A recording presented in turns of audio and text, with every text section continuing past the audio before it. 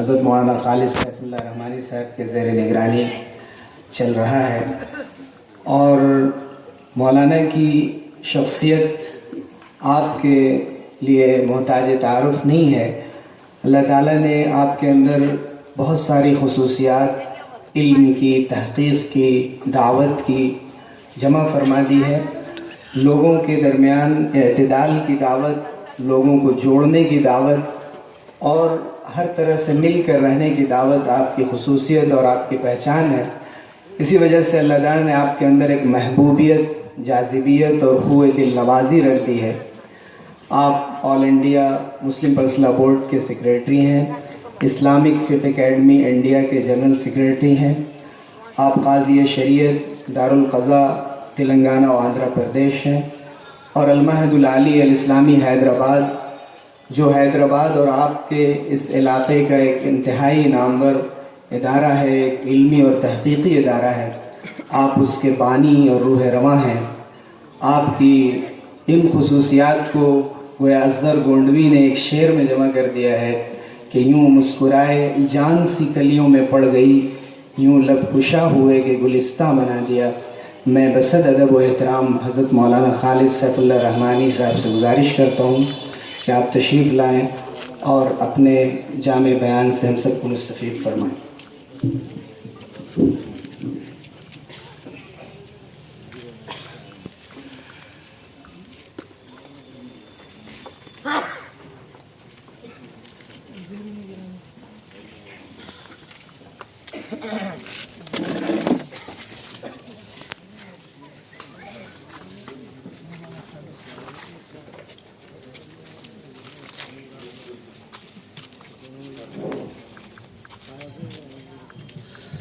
بسم اللہ الرحمن الرحیم، الحمد للہ رب العالمین، والصلاة والسلام علی سید الانبیاء والمرسلین وعلی آلہ وصحبہ اجمعین ومن تبعہم بإحسان الی یوم الدین۔ عالی جناب عزت مآب محترم احمد پاشا قادری صاحب، معتمد کل ہند مجلس اتحاد المسلمین، بزرگ عالم دین حضرت مولانا مفتی صادق محی الدین صاحب، سابق مفتی جامعہ نظامیہ حیدرآباد، حضرت مولانا صفی احمد مدنی صاحب دامت برکاتہم، جمعیت اہل حدیث، اس پروگرام کو منعقد کرنے میں ذمہ دارانہ حضور ادا کرنے والے اس محلے کے ہمارے بھائی محترم جناب احمد سعدی صاحب، محترم جناب عمر باؤم صاحب، محترم جناب سید یحییٰ صاحب، محترم جناب سید عبدالرؤوف صاحب، محترم جناب محبوب حسن بابا صاحب، محترم جناب سید حمد صاحب، محترم جناب انور صاحب قبا کالونی، محترم جناب شیخ افضل صاحب و جناب شیخ صمد بن صدیق صاحب، شاہین نگر کے غیرت مند اور باہمیت مسلمان بھائیوں اور بہنوں، اللہ کا شکر ہے کہ اللہ کے دین کی حفاظت کے جذبے سے اس وقت ہم اور آپ یہاں بیٹھے ہیں۔ رسول اقدس صلی اللہ علیہ وسلم کے بعد جب سیدنا حضرت ابوبکر صدیق رضی اللہ تعالی عنہ مسلمانوں کے خلیفہ منتخب ہوئے تو بعض لوگ مرتد ہو گئے اور بعض لوگوں نے زکوٰۃ دینے سے انکار کر دیا۔ ایک جھوٹا شخص جس نے اپنی نبوت کا جھوٹا دعویٰ کیا تھا وہ کھڑا ہو گیا،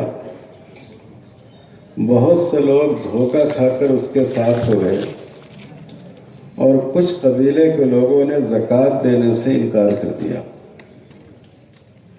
حضرت ابو بکر رضی اللہ تعالیٰ عنہ نے نبوت کے جھوٹے دعوے دار اور اس کی پیروی کرنے والوں سے بھی جہاد کیا اور اس کو جہنم تک پہنچایا، اور جن لوگوں نے زکوٰۃ دینے سے انکار کیا تھا ان کے خلاف بھی جہاد کے لیے کھڑے ہوئے۔ سیدنا حضرت عمر فاروق رضی اللہ تعالیٰ عنہ نے حضرت ابو بکر سے درخواست کی کہ خلیفۃ المومنین، اس وقت بہت سے لوگ اسلام کے خلاف اٹھ کھڑے ہوئے ہیں، ایسے لوگ ہیں جو مرتد ہو گئے ہیں، ابھی ہمیں ان کا مقابلہ کرنا چاہیے۔ جو لوگ زکوٰۃ دینے سے انکار کر رہے ہیں، ابھی ہمیں ان کے خلاف کھڑا نہ ہونا چاہیے۔ حضرت ابو بکر رضی اللہ تعالیٰ عنہ نے ایک بہت ہی مومنانہ جواب دیا، اور میں وہی بات آپ سے سنانا چاہتا ہوں۔ حضرت ابو بکر نے فرمایا، الدین ینقص وابو بکر حی، کیا ابو بکر زندہ رہے گا اور اللہ کے دین میں کمی کر دی جائے گی؟ اگر مدینے کا کوئی شخص ہمارے ساتھ نہیں نکلے گا تو ابو بکر تنہا اس فتنے کے مقابلے کے لیے نکلے گا۔ حضرت ابو بکر کی روح آج ہم کو اور آپ کو آواز دیتی ہے، طلاق کا مسئلہ اور نکاح کا مسئلہ ایک مسئلہ نہیں ہے، یہ دین میں کمی کرنے کی کوشش ہے۔ تم نماز پڑھ سکتے ہو، تم روزہ رکھ سکتے ہو، تم حج کرو، تمہیں اجازت ہے، تم زکوٰۃ دے سکتے ہو، لیکن تم نکاح اپنے طریقے پر نہیں کر سکتے۔ تم طلاق شریعت کے احکام کے مطابق اس کا نظام قائم نہیں کر سکتے۔ یہ دین میں کمی کرنے کی کوشش ہے، اور ہم سب حضرت ابو بکر صدیق رضی اللہ تعالیٰ عنہ کے وارث ہیں، اس لیے ہمیں یہ اعلان کرنا ہے کہ ہم دین میں ایک نقطے کی کمی کو برداشت نہیں کر سکتے۔ ہم جان و مال کا نقصان گوارا کر سکتے ہیں، ہم اپنے رگ بلو کا آخری قطرہ بہا سکتے ہیں، ہم اپنے بال بچوں کو دین پر نچھاور کر سکتے ہیں، لیکن اللہ کے دین کے معاملے میں ہم ایک نقطے کی کمی نہیں کر سکتے۔ آپ کو معلوم ہوگا، یہ جو غیرت اور حمیت ہے مسلمانوں کی، یہی ان کے دین اور ان کی شریعت کی محافظ۔ آزادی سے پہلے ایک شخص نے ہمارے رسول صلی اللہ علیہ وسلم کی شان میں گستاخانہ کتاب لکھی، اور لاہور کے ایک شخص نے اس شاتم رسول کو، اس بدتمیز کو کیفر کردار تک پہنچا دیا، اس کو قتل کر دیا۔ انگریزوں کا زمانہ تھا، ان صاحب کو گرفتار کیا گیا، مسلمانوں کے بڑے بڑے وکلاء ان کے پاس پہنچے اور انہوں نے کہا کہ صرف تم اتنا کہہ دو کہ میں نے جب اس کے اوپر قاتلانہ حملہ کیا تو اس وقت میں اپنے ہوش و حواس میں نہیں تھا، میں جنون کی کیفیت میں تھا۔ ان صاحب نے کہا کہ میں نے ہوش کا یہی ایک کام کیا ہے، اس عمل کو ہمارے نامہ اعمال سے ضائع نہ ہونے دو۔ اللہ کے دین کے لیے جب تک غیرت نہیں ہوگی، اور حضرت ابو بکر صدیق رضی اللہ تعالیٰ عنہ کا یہ اسوہ ہمارے سامنے نہیں ہوگا، ہم اپنی شریعت کی حفاظت نہیں کر سکیں گے۔ ہمیں اس بات کا ثبوت دینا ہے کہ ہم ہر طرح کا نقصان برداشت کر سکتے ہیں، لیکن اللہ کی بھیجی ہوئی شریعت میں کوئی کمی گوارا نہیں کر سکتے۔ دوستوں، میں آپ سے بہت مختصر 2-3 باتیں 5-5 منٹ میں عرض کرنا چاہتا ہوں۔ مسلم پرسنل لاء کا نام آپ نے بار بار سنا۔ مسلم پرسنل لاء کیا ہے؟ مسلم کے معنی آپ کو معلوم ہے، مسلمان کے ہیں، لا کے معنی قانون کے ہیں۔ پرسنل سے مراد ہے خاندانی زندگی، یعنی اسلام کے خاندانی زندگی سے متعلق قوانین۔ نکاح کیسے کیا جائے، اگر طلاق دینے کی نوبت آئے تو کس طرح دی جائے، اس کا کیا اثر مرتب ہوگا، شوہر کی بیوی اور بیوی کے شوہر پر کیا حقوق ہیں، والدین کی اولاد سے متعلق اور اولاد کے والدین سے متعلق کیا ذمہ داریاں ہیں، کس پر مینٹیننس واجب ہے، ترکے کی تقسیم کس طرح ہوگی، اگر کوئی مسلمان وصیت کرے تو اس کو کس طرح نافذ کیا جائے گا۔ یہ جو قوانین ہماری خاندانی زندگی کے ہیں، ان قوانین کو مسلم پرسنل لاء کہتے ہیں۔ اس کے لیے 1937 میں ایک قانون بنا تھا اس وقت مسلمانوں کے مطالبے پر، جس کو شریعت اپلیکیشن ایکٹ کہتے ہیں۔ اس قانون کے مطابق اگر کسی کیس کے دونوں فریق مسلمان ہوں تو نکاح، طلاق، نفقہ، میراث، وصیت، ان مسائل میں اس پر قانون شریعت ہی جاری ہوگا، ان پر کوئی دوسرا قانون جاری نہیں ہوگا۔ اور پھر آپ نے سنا کہ دستور کے دفعہ 25 میں بھی ہمیں اس بات کا حق دیا گیا کہ ہم اپنے مذہب پر عمل کریں۔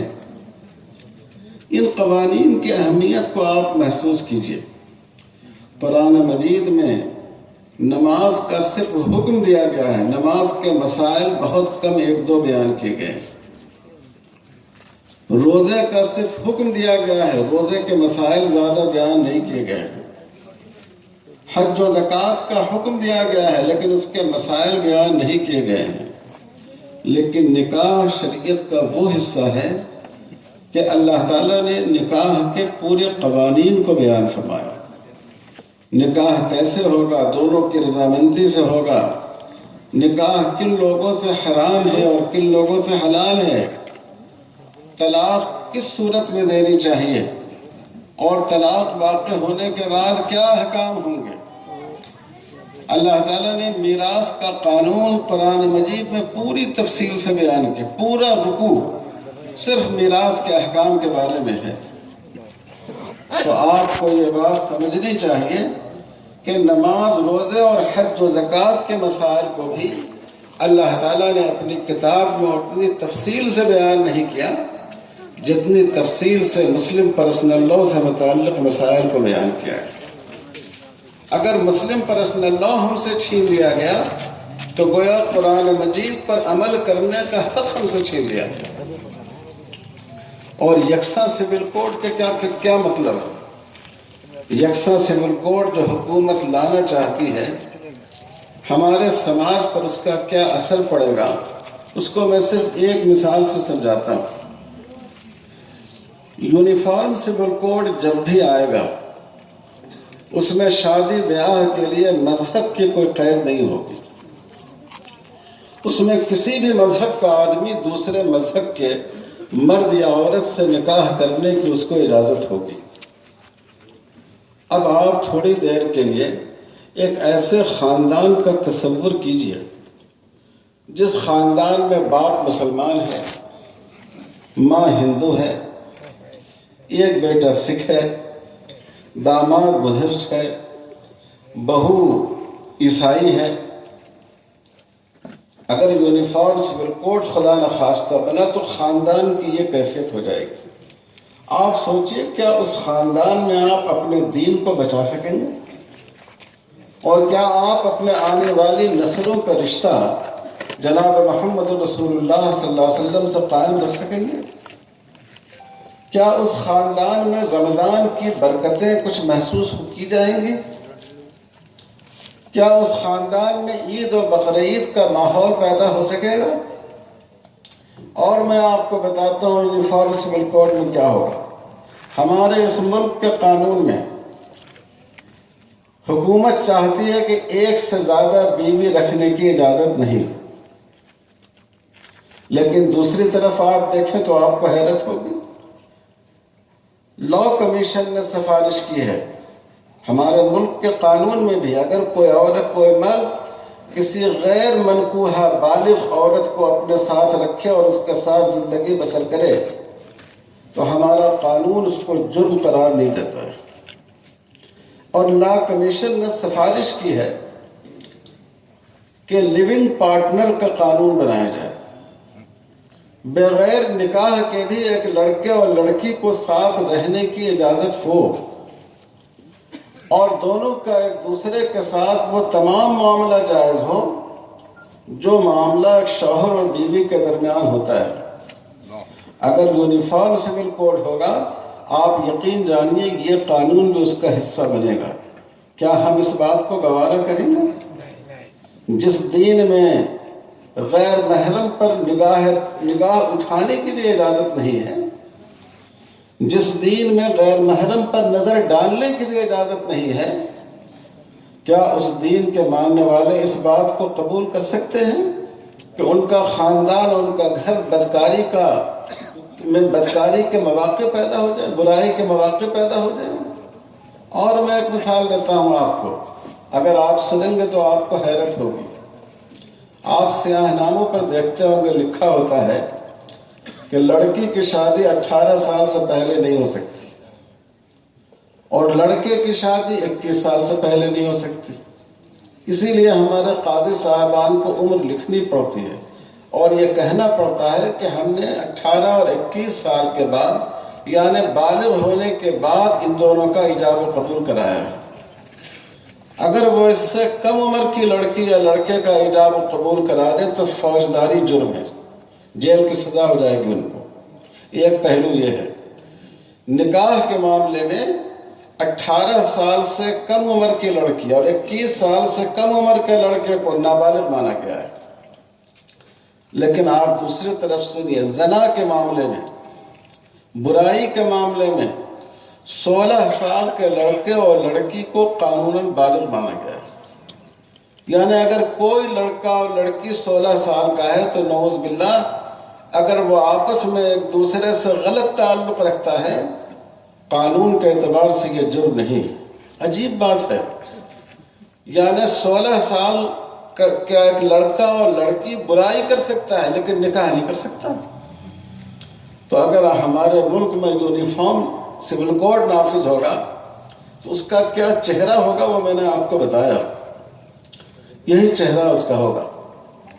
اس لیے میرے بھائیوں اور بزرگوں، یہ ایک قانون کا مسئلہ نہیں ہے، یہ ہماری دینی پہچان اور دینی شناخت کو ختم کر دے گا۔ یہ ہماری نسلوں کو، ہمارے لیے اپنی نسلوں کو ایمان پر باقی رکھنا مشکل ہو جائے گا۔ اور شریعت کی دوستو اتنی اہمیت ہے، ہم ساری دنیا کے مسلمان ملکوں کی مثال دی جاتی ہے، جیسا کہ ہمارے پاشا قادری صاحب نے فرمایا، اور اکثر مثالیں غلط دی جاتی ہیں۔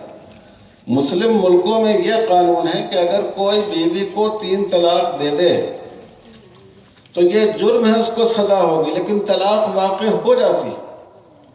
لیکن حکومت ادھوری بات پیش کرتی ہے کہ فلاں ملکوں میں 3 طلاق پر بینڈ ہے۔ لیکن میں یہ آپ سے عرض کرنا چاہتا ہوں کہ پوری دنیا کے مسلم ممالک مل کر بھی اگر قانون شریعت میں کوئی تبدیلی لانا چاہے وہ تبدیلی نہیں لا سکتے۔ سیدنا حضرت عمر فاروق رضی اللہ تعالیٰ عنہ کس شان کے خلیفہ تھے؟ آپ صلی اللہ علیہ وسلم نے ان کے بارے میں فرمایا، لو کان بعدی نبیا لکان عمر۔ حضرت عمر مزاج نبوت سے اتنے قریب ہیں کہ اگر میرے بعد کوئی نبی ہوتے تو حضرت عمر فاروق رضی اللہ تعالیٰ عنہ ہوتے۔ حضرت عمر خطبے پر، منبر پر خطبہ دے رہے ہیں۔ اس زمانے میں لوگوں نے مہر بہت زیادہ رکھنا شروع کر دیا تھا۔ عربوں میں پہلے سے بھی مہر کو خاندان کے وقار کی علامت سمجھا جاتا تھا۔ لوگ اپنے اپنے خاندان کی بڑائی ظاہر کرنے کے لیے بہت زیادہ مہر رکھنے لگے تھے۔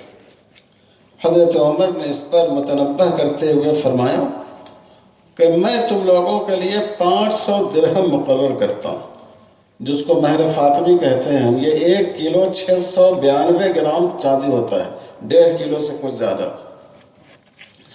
حضرت عمر نے فرمایا کہ یہ مقدار مہر میں تمہارے لیے مقرر کرتا ہوں، اس سے زیادہ کسی کو مہر رکھنے کی اجازت نہیں ہوگی، کیونکہ یہ مہر ہم سب کی مائیں رسول اللہ صلی اللہ علیہ وسلم کی پاک بیویوں کا مہر تھا، حضور صلی اللہ علیہ وسلم کی پاک صاحبزادیوں کا مہر تھا، اور کوئی مسلمان عورت آپ کی بیویوں اور آپ کی صاحبزادیوں سے اس کا درجہ بلند نہیں ہو سکتا۔ حضرت عمر نے خطبہ اپنا ختم کیا، ایک بوڑھی خاتون کھڑی ہوئی، کہا امیر المومنین، آپ کو یہ حق کس نے دیا کہ آپ مہر کی مقدار متعین کر دیں کہ 500 درہم سے زیادہ مہر نہیں رکھا جا سکتا؟ قرآن مجید میں مہر کا ذکر کرتے ہوئے قنطار کا لفظ استعمال ہوا۔ قنطار کہتے ہیں بہت زیادہ مال کو، تو قرآن تو کہتا ہے کہ مہر کے طور پر بہت سارا مال دیا جا سکتا ہے، آپ کہتے ہیں کہ 500 درہم سے زیادہ مہر نہیں رکھ سکتے، اس کا حق آپ کو کس نے دیا ہے؟ حضرت عمر رضی اللہ تعالیٰ عنہ کی پر قربان جائیے، کیسے یہ حضرات اللہ کے حکم کے سامنے سر جھکا دیتے تھے۔ حضرت عمر نے فرمایا ان رجلا قد اخطا وان امرأة قد اصابت، ایک مرد سے یعنی اپنے بارے میں فرمایا کہ ان سے اس مسئلے میں چوک ہو گئی اور ایک عورت نے صحیح مسئلہ بتایا ہے، اور پھر فرمایا کہ تم لوگ اپنی اپنی صلاحیت اور استطاعت کے مطابق مہر ادا کرو۔ اگر حضرت عمر کی حکومت مسلم پرسنل لاء میں تبدیلی نہیں کر سکتی ہے تو کیا یہ حکومت مسلم پرسنل لاء میں تبدیلی کر سکتی ہے؟ اللہ کے قانون کو مسلمان بھی نہیں بدل سکتا ہے، ہم اور آپ بھی اگر چاہیں تو مل کر نہیں بدل سکتے ہیں۔ اس لیے شریعت کے کسی معمولی سے معمولی حکم میں تبدیلی ہمارے لیے قابل قبول نہیں۔ میرے بھائی اور بزرگوں، مجھے اس موقع پر بہت لمبی بات نہیں کرنی، لیکن ایک بات جیسا کہ بار بار بات آئی ہے وہ بات آپ سے ضرور عرض کروں گا۔ ہمیں اپنے گریبان کا جائزہ لینا چاہیے۔ ہمارے معاشرے میں بہت سی دفعہ عورتوں کے ساتھ ظلم زیادتی ہوتی ہے، بلا کسی مناسب سبب کے طلاق دے دی جاتی ہے، دوسری شادی کی جاتی ہے، دونوں بیویوں کے درمیان عدل نہیں کیا جاتا ہے۔ شریعت نے ہمیں دوسرے نکاح کی اجازت دی ہے، لیکن اللہ تعالیٰ نے یہ بھی فرمایا کہ اگر تم دونوں کے درمیان عدل نہیں کر سکتے تو تم کو ایک ہی بیوی پر اکتفا کرنا چاہیے۔ شریعت نے طلاق کی اجازت دی ہے، لیکن اس وقت اجازت دی ہے جب طلاق کے علاوہ مسئلے کا کوئی اور حل باقی نہیں رہے۔ شریعت